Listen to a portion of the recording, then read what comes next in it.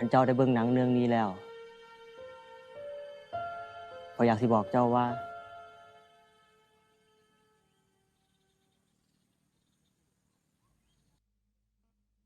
คอยคิดฮอดบรรยากาศเก่า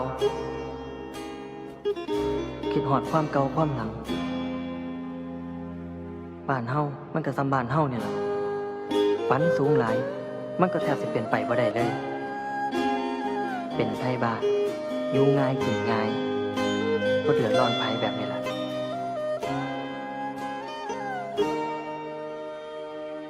ฮอดยามเฮ็ดหน้าบักเค้นบักอาดบักเสียงพินกับบักแฟนตามันก็ซอยกันลงไห้ลงหน้าเฮ็ดหน้าซอยกันก็เพราะมีกันอยู่ซ้ำนี่ผู้บ่าวไทยบ้านอีหลีแต่ละคน